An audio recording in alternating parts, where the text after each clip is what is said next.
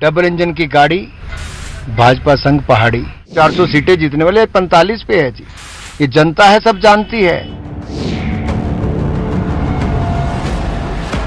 पाजी, आपके तमाम परिचय हैं खेल के मैदान से और राजनीति के मैदान तक। अगर इसको गिनाने लगूंगा तो लंबी फेहरिस्त हो जाएगी। सीधे मुद्दे पे लौटते हैं, चुनाव है, ज्यादा सीधे सीधे बात करते हैं। पाजी, इनका एक सबसे बड़ा परिचय वो ये है कि ये हिमाचल के बेटे हैं।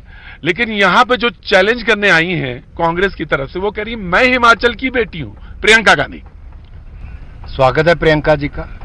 हिमाचल तो स्वागत करता, उन्होंने अपना घर भी बनाया है, लेकिन उनके अपने ही घर वाले, अपने भाई, उनको भारत जोड़ो यात्रा में भी नहीं जोड़ पाए। भैया जी क्या कहेंगे? भाई वो तो क्या भाई बहन की ही नहीं ध्यान कर रहे हैं। भाई बहन को नहीं जोड़ पाया तो बाकी किसको जोड़ तो आप तो सोच ही रहे होंगे कि राहुल जी आ जाते तो अच्छा होता। हम तो उनका भी स्वागत करते हैं, जहां जहां उनके चरण पड़ते हैं वहां वहां कमल खिल उठता है। तो मतलब ये चुनाव जो है मोदी जी का चेहरा या जयराम? देखिए, जयराम जी ने 5 साल हिमाचल प्रदेश में सरकार चलाई, मोदी जी ने पूरा आशीर्वाद दिया और हिमाचल प्रदेश को विशेष राज्य का दर्जा दिया। बहुत बड़े बड़े project, AIIMS, PGI, central university, triple IT, IIM, IIT, railway lines, medical colleges, ये सब करने का काम किया जो हिमाचल ने 70 साल में नहीं देखा था केंद्र की ओर से, वो 5 वर्षों में मोदी जी ने दिया है।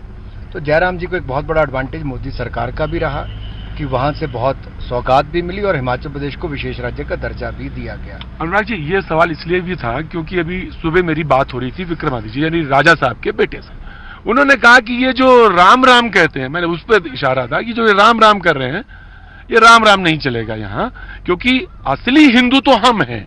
हमने अपने समय में काम किया है, हमने हिंदू जागरण के लिए और जो हिंदू हित की बात है वो सबसे ज्यादा तो हमने की है। ये राम राम इनका यहाँ नहीं चलना इस बार। कांग्रेस को चुनाव आते ही जनेऊ याद आ जाता है, राम मंदिर याद आ जाते हैं, लेकिन राम मंदिर का विरोध वो खुले में करते हैं। और यही नहीं, मैं अगर आप देखेंगे भारतीय जनता पार्टी को मंदिर बनाने, राम मंदिर का मुद्दा हमने लिया था, पूरा करके दिया, धारा 370-35 से कहा हटा कर दिया है। और यही नहीं, सोमनाथ मंदिर का दिव्य और भव्य स्वरूप दिया, काशी विश्वनाथ को दिव्य और भव्य बनाने का काम किया, केदारनाथ धाम को भी दिव्य और भव्य बनाने का किया, और रामलला की जन्मभूमि को अयोध्या धाम अगले साल बना के पूरी कर वो तो कह रहे हैं हम सच्चे हिंदू, ये हम आस्था का केंद्र भी है और अर्थव्यवस्था के साथ जोड़ने का काम भी किया। कांग्रेस ने तो भारत को तोड़ने का काम किया, जहां टुकड़े टुकड़े गैंग को लेकर वो भारत जोड़ो यात्रा में शामिल हैं, वहीं पर राम मंदिर ना बने इसके लिए हर संभव प्रयास कांग्रेस ने किया। तो अपनी सरकारों में क्यों नहीं कर पाए? हमने कैसे आके कर दिया? हमने 370-35 से कैसे धारा खत्म की?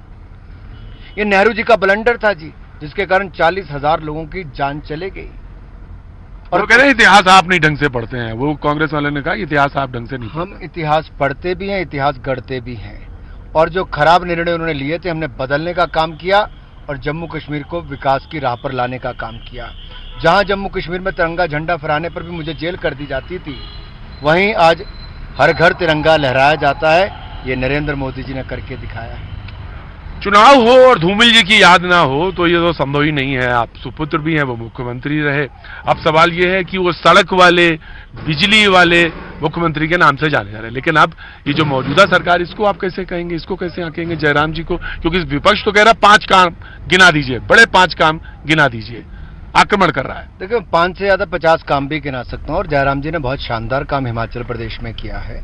आप कुल मिलाकर देखें, अगर मोदी जी ने आयुष्मान भारत दी, जयराम जी ने हिमकेयर योजना प्रदेश में दी, हमने केंद्र से उज्ज्वला योजना लाई, हमने यहाँ पर मुख्यमंत्री गृहिणी योजना लेकर आए, और अगर केंद्र ने अन्न योजना चलाई तो यहाँ पे भी 500 करोड़ रुपया खर्च करके अन्न के अलावा दाल और हमने तेल भी देने का काम किया। इसी तरह से अगर केंद्र ने एक बड़ा प्रोजेक्ट किया तो दूसरा हिमाचल की सरकार ने अपने आप किया है। तो डबल इंजन की सरकार की जब हम ताकत कहते हैं, तो ये जो मैं प्रोजेक्ट आपको गिनाता हूँ, ये विकास की रफ्तार है, फिर भाजपा सरकार है। और आप देख लीजिएगा, ये डबल इंजन की गाड़ी, भाजपा संग पहाड़ी, ये होकर है। क्या बात है, डबल इंजन की गाड़ी, भाजपा संग पहाड़ी। पाजी, इसका बड़े मायने हैं क्योंकि 2 हिस्से में है हिमाचल, एक ऊपर पहाड़ वाला और नीचे वाला, और ये नारा यूं ही नहीं इन्होंने दिया है, बहुत मायने हैं। लेकिन सवाल ये है कि विपक्ष जो है बार बार आपको कह रहा है कि कर्ज कर्ज कर्ज, और दूसरा कह रहा है कि ओल्ड पेंशन स्कीम। ये कैसे होगा, इससे कैसे निपटेंगे? देखिए, हिमाचल प्रदेश ने 60 साल से ज़्यादा की उम्र के वाले अपने भाई और बहनों के लिए पेंशन की योजना दी ताकि उनको बुढ़ापे में भी सहारा मिल सके। सहारा योजना दी ताकि कोई इस हालत में हो जिसका कोई सहारा नहीं, हमारी सरकार सहारा बने, उसको अन्न की कोई कमी ना आए, गैस की कोई कमी ना आए। हमने वो सब करने का काम किया, नल से जल देने का काम किया। इसलिए सहारा बनकर भी हम लोग प्रदेश में रहे और आगे भी सहारा बन के ही चलने वाले हैं। और जो कांग्रेस की बात है, कांग्रेस पे तो लोग विश्वास ही नहीं करते। जिनके अपने नेता बेल पर हों, केंद्र और प्रदेश वाले भ्रष्टाचार में डूबे हों, वो क्या करेंगे? जिस कांग्रेस ने 2012 में हर घर से एक व्यक्ति को नौकरी देने की बात कही थी, वो 5 साल में 50,000 नौकरी भी नहीं दे पाई, तो आप क्या कहेंगे? वो कैसे? कांग्रेस ने कहा था हम कर्जा मुक्त करेंगे किसान को, वो 5 राज्यों में कुछ नहीं कर पाए। पंजाब से छुट्टी होगी, बाकी 4 में होने वाली है। वो ये कहते हैं कि आप डराते हैं सीबीआई का और आप कहते हैं ईडी का। आज विक्रमादित्य भी कह रहे थे आप डरा, इसीलिए मेरी मां ने कहा था कि 25 साल कांग्रेस नहीं आएगी, क्योंकि वो आप डराते हैं इसी वजह से। आखिरकार किसी ने कोई कर्म ऐसे ना किए हों, कोई भ्रष्टाचार ना किया हो, तो उसको सीबीआई ईडी से क्या डरना जी? ये तो सरकारी एजेंसीज नहीं, ये तो जांच एजेंसीज हैं जो जांच करती हैं भ्रष्टाचार के खिलाफ, स्वतंत्र हैं। और अगर हमने भ्रष्टाचार मुक्त देश करने की बात कही तो इन भ्रष्टाचारियों के खिलाफ कार्रवाई तो होनी ही चाहिए। और जनता से वायदा था जी, कोर्ट से इनको रिलीफ कहाँ मिल पाई? आखिरकार ये होते तो जेल क्यों जाते, या इनको बेल पे क्यों होते? भ्रष्टाचार किया तभी है। भाजी, बात हो अगर अनुराग जी की और हिमाचल में हो रही हो, तो निश्चित तौर से हिमाचल के बेटे हैं तो बातचीत तो आएगी उस सामने। इस बार आप भावुक हुए, बाकायदा भावुक हुए, और आंखों से आंसू भी आया, और जबान और लड़खड़ाया तो नहीं शब्द इस्तेमाल करूंगा, लेकिन ये कह सकता हूं गला भर गया। जब आप पार्टी के कार्यकर्ता के रूप में उभर कर यहाँ तक पहुंचे हों, और आपने देखा हो कि 2017 के चुनाव के बाद 5 वर्षों में किस तरह से भारतीय जनता पार्टी के कार्यकर्ता ने विधानसभा को सींचने का काम किया, संगठन को मजबूत करने का काम किया, और वो फिर एक बार लड़ाई लड़ने के लिए तैयार है, फिर किला फतेह करने के लिए तैयार है, फिर मैदान फतेह करने के लिए तैयार है, फिर कमल खिलाने के लिए तैयार है, तो उनकी उन भावनाओं को, उनको जोश को देख के आप भावुक हो ही जाओगे। और ये कार्यकर्ताओं की ही पार्टी है, कार्यकर्ता ही इसको खड़ा करते हैं। और धूमल जी ने कार्यकर्ता के रूप में जब 2017 से 2022 में एक पूर्व प्रत्याशी के रूप में विधानसभा को सींचा, मैं देखा कार्यकर्ताओं को जमीन में काम करते हुए, और कितनी ताकत के साथ उस दिन उत्साह में लड़ने के लिए तैयार थे। उसने मुझे बहुत भावुक कर दिया कि हम उस पार्टी के कार्यकर्ता हैं जिसके बाद दुनिया के सर्वाधिक सदस्य भी हैं, सर्वाधिक कार्यकर्ता भी हैं, सर्वाधिक एमपी, एमएलए और बाकी चुने प्रतिनिधि भी हैं, सर्वाधिक सरकारें भी हैं, और सर्वाधिक लोकप्रिय नेता भी दुनिया का जिस पार्टी के पास है। तो आप थोड़े से इमोशनल तो हो ही जाएंगे, भावुक हो जाएंगे, क्योंकि कार्यकर्ता जब ऐसे हों तो निश्चित तौर से। लेकिन धूमल जी चुनाव नहीं लड़ रहे हैं, वो कुछ फर्क पड़ेगा? धूमल जी ने आज से लगभग 2-3 महीने पहले ही पत्र लिखकर दे दिया था कि वो चुनाव नहीं लड़ेंगे। पार्टी के जो नियम हैं, आयु के हों या बाकी, उसके चलते वो चुनाव नहीं लड़ रहे। और एक कार्यकर्ता के रूप में वो पहले भी काम करते रहे, हमारे बहुत वरिष्ठ नेता हैं, और पार्टी ने उनके नेतृत्व में 3 बार यहाँ पर सरकारें, 2 बार तो मुख्यमंत्री बने, तीसरी बार 2017 में हमारी सरकार बनी। तो ये अपने आप में दिखाता है कि बहुत बड़ा योगदान उनका संगठन को मजबूत करने में और सरकारें बनाने में रहा है, और आगे भी उनके आशीर्वाद से प्रदेश में भारतीय जनता पार्टी को लाभ मिलेगा। एक समीकरण बनती है, और वो ये बनती है चुनाव के समय में, आप सबसे बड़ी पार्टी विश्व की, और कांग्रेस कहती है मैं सबसे पुरानी पार्टी देश की। एक तीसरी पार्टी भी आई है, वो कह रही है कि मेरी जो पार्टी है वो सबसे तेजी से बढ़ने वाली पार्टी है, उसका जंप बहुत तेज है। इक्वेशन को कैसे आप सरल करेंगे? मैं तो इतना ही कहूंगा, सबसे तेजी से भ्रष्टाचार करने वाली आम आदमी पार्टी, सबसे फर्जी पार्टी आम आदमी पार्टी, सत्ता में बड़े वायदे करके मुकरने वाली आम आदमी पार्टी, शिक्षा मंत्री बना के शराब घोटाला करने वाली आम आदमी पार्टी, पंजाब और दिल्ली के स्वास्थ्य मंत्रियों पर भ्रष्टाचार के गंभीर आरोप देकर जेल में और एक को इस्तीफा होने वाली आम आदमी पार्टी। यही उनकी रफ्तार है, भ्रष्टाचार से मालामाल है। वो कह रहे हैं कि आप थोड़ा सा घबराए हैं, अनस्टेबल हुए हैं, गुजरात में भी हो रहे हैं और यहाँ भी। हिमाचल प्रदेश में आम आदमी पार्टी पूरी की पूरी प्रदेश के अध्यक्ष, महामंत्री, महिला मोर्चा अध्यक्ष, युवा, आईटी सारे अध्यक्ष भारतीय जनता पार्टी में शामिल हो गए, फर्जीवाल जी को छोड़ गए। और और आप ये अच्छा बताइए, आप फर्जीवाल क्यों कहते हैं? मुख्यमंत्री हैं, गरिमा तो रखनी चाहिए। जो फर्जी बातें करने वाले होंगे उनको फर्जी बोलेंगे, और क्या करेंगे आप? देखिए, मैं इसलिए सब कह रहा हूं, उनके ही फर्जी बातों से लोग उनको छोड़ के जा रहे हैं। पंजाब में 4 महीनों में कानून व्यवस्था इतनी चरमरा गई कि 70 लोगों की वहां पर हत्या कर दी गई। गैंग्स जेल से चल रही हैं। ये बहुत चिंता का विषय है। आतंकवादियों के परिवारों के घरों में जाकर अरविंद केजरीवाल जी चुनाव के समय रहते हैं। जो खालिस्तान का एजेंडा चलाते हैं उनके साथ उनके लोगों की तस्वीरें आती हैं, उनके खिलाफ कोई कार्रवाई नहीं होती है। अपने आप में दिखाता है कि उनका एजेंडा क्या है। ये अर्बन नक्सल जो शब्द इस्तेमाल किया गया है, ये अराजकता का प्रतीक चिन्ह अरविंद केजरीवाल जी हैं।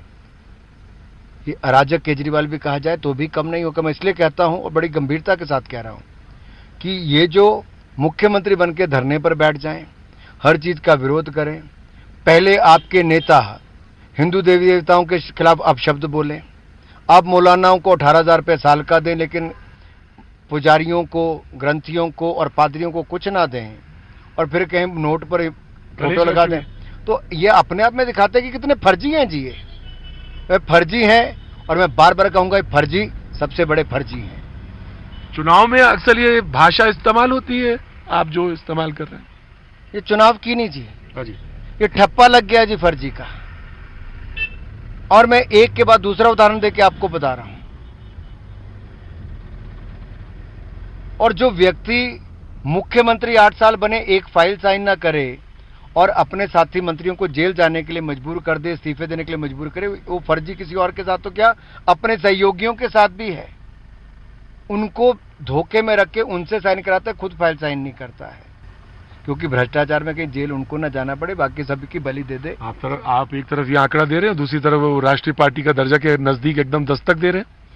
अरे राष्ट्रीय पार्टी कोई भी बने जी, क्या फर्क पड़ता है? आप सबसे पुराने राजनीतिक दल की बात करते थे, जो सबसे बड़ी कभी पार्टी होती थी, 400 सीटें जीतने वाले, 45 पे है जी। ये जनता है, सब जानती है, और ऐसे फर्जी बातें करने वालों को तो पूरी तरह से बेनकाब करती है। हिमाचल में लौटते हैं। बेरोजगारी को लेकर बड़ा मुद्दा है। यहाँ पे तमाम युवा आते हैं, 2 लाख के करीब वोटर है 18 साल से ऊपर का। अनुराग युवा नेता है, कैसे उनको बताना चाहेंगे? देखिए, हमने सरकार में भी सरकारी नौकरियां भी बहुत दी, रोजगार स्वरोजगार के अवसर भी बहुत खड़े किए। मुख्यमंत्री स्वावलंबन योजना हो या केंद्र की मुद्रा योजना हो, startup India, stand up India योजना, इससे बहुत सारे लोगों ने लाभ उठाया है। अगर आप ईपीएफओ का आंकड़ा भी देखेंगे, उसमें भी लगातार रोजगार के अवसर बढ़े। अभी हमने जो मेडिकल डिवाइस पार्क और बल ड्रग पार्क हिमाचल के लिए लिया है, इन दोनों में कुल मिलाकर 20,000 करोड़ से ज्यादा का निवेश आएगा, और लगभग 30 से 35,000 लोगों को रोजगार और स्वरोजगार के अवसर मिलेंगे। ये बहुत बड़ा कदम मोदी सरकार का है, जो एक बहुत बड़ा योगदान हिमाचल प्रदेश के लिए।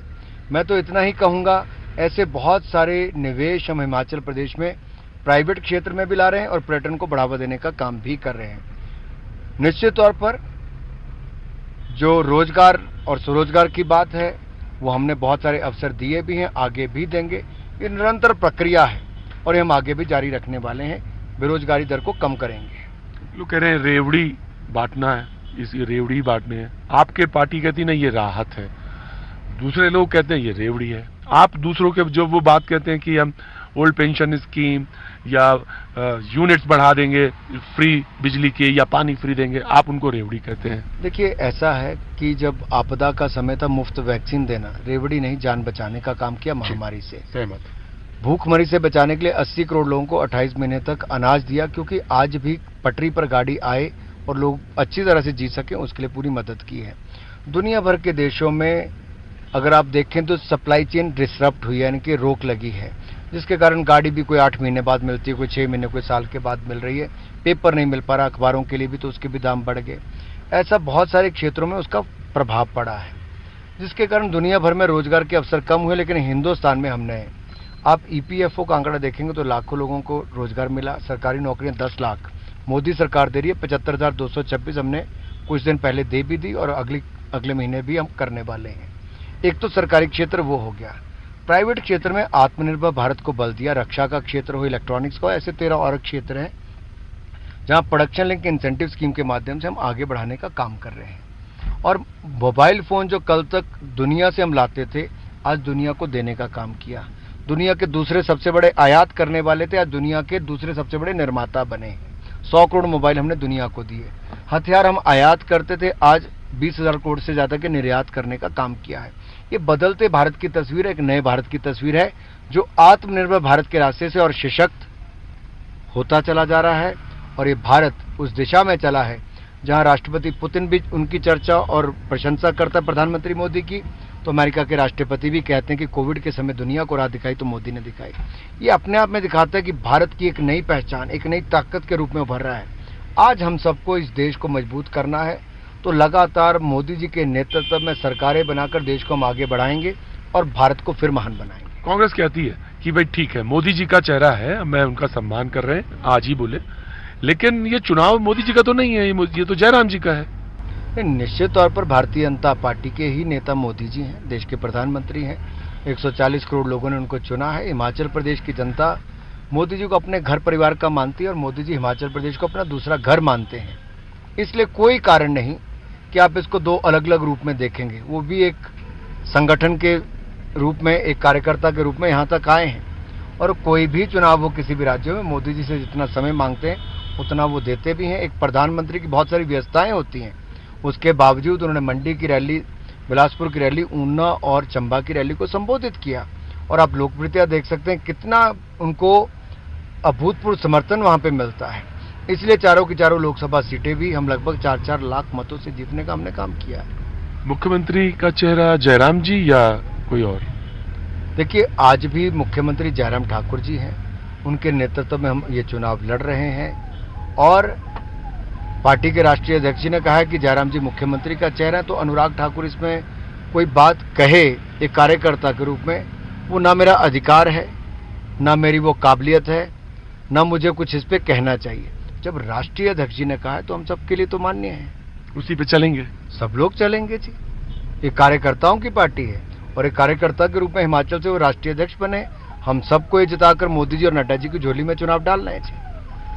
तो अनुराग जी कहाँ पे मुख्य अगला, या ये मान लें कि अब हम हिमाचल की राजनीति नहीं, अब हम देश की राजनीति में? देखिए, मैं हिमाचल से चौथी बार सांसद हूँ, चौथी बार लोकसभा का सांसद हिमाचल से ही हूँ। मोदी सरकार में सबसे कम उम्र में हिमाचल से किसी को कभी भी कैबिनेट मंत्री बनने का अवसर मिला, मुझे मिला। बड़े बड़े विभाग दिए गए। आभारी हूँ मोदी जी ने अपने हाथ काम करने का और सीखने का अवसर भी दिया, और देश के विकास में थोड़ी सी आहुति योगदान मेरा हो, इससे बड़ा सौभाग्य हिमाचल के लिए और क्या है। ये हिमाचल के छोकरे को मोदी जी ने जो आगे बढ़ाने का काम किया है, वो तो हिमाचल की जनता उनका आभार प्रकट करती है और मैं तो सदा उनका ऋणी रहूंगा। भाजी, ये तो बात हो गई बड़ी गंभीर वाली बात, लेकिन भैया जी वाला अभी मामला नहीं आया। मैं अब शुरू होता हूँ भैया जी वाले में। मुझे एक बात बताइए कि एक पैर आपका यहाँ रहता है, दिल्ली में रहता है, तमाम प्रदेशों में घूमते रहते हैं, फिर चुनाव की भी जिम्मेदारी, अभी आप प्रभारी थे उत्तर प्रदेश के, मैं वहां देख रहा था, तो आप हिमाचल आ गया, फिर गुजरात में दिखेंगे, कैसे रिलैक्स करते हैं? मैं देख रहा था करवा चौथ वाले दिन आप यहाँ थे, तो फिर कैसे थे? करवा चौथ वाले दिन मैं सारा दिन यहाँ पे था और शाम को अपनी धर्मपत्नी के साथ एक सफर हम सफर के साथ कर्तव्य पथ पर कर रहा था। और देश का कोई भी नागरिक अगर दिल्ली आए तो सेंट्रल विस्टा को जरूर देखे, कर्तव्य पथ को जरूर देखे। मोदी जी ने न केवल सोच बदली है, उसकी नया स्वरूप देने का काम भी किया है। नेताजी सुभाष चंद्र बोस की केवल प्रतिमा नहीं लगाई, भारत को किस दिशा में आगे बढ़ना है ये भी बताया है। और मैं तो यही कहूँगा, मैं तो यहाँ सुबह आता हूँ, कई बार सुबह 4 बजे 5 बजे चल के, और रात को फिर यहाँ से कई बार जाता हूँ और देश के अगले हिस्से में कहीं होता पहुँच जाते हैं। 3-4 घंटे सोने की आदत पड़ेगी। जब देश के प्रधानमंत्री ही इतना कम सोकर इतना काम करते तो हम सबको तो करना ही चाहिए।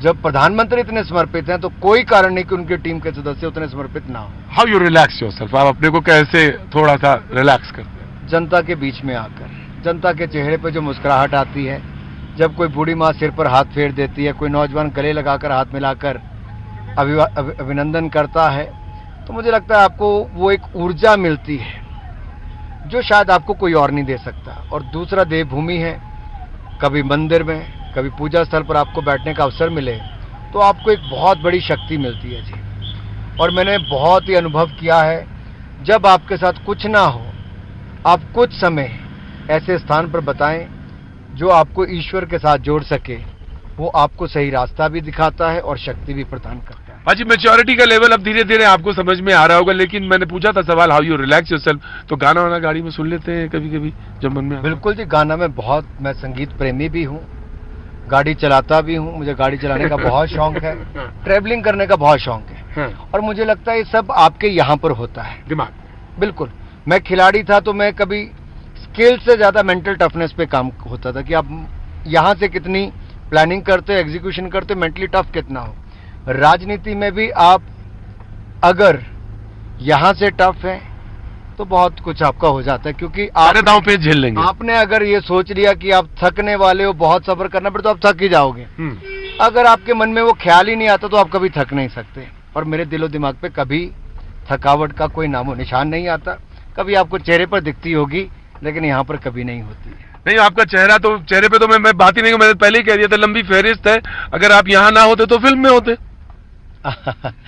ना आप मुझे कोई क्या काम करवाते हैं, मुझसे कैमरामैन बनवाते या मुझे कोई हीरो बनवाते, लाइट वाला काम नहीं, हीरो बनवाते। मुझे लगता है जनता के दिलों में बसना, जनता का हीरो बनना सबसे ज्यादा है।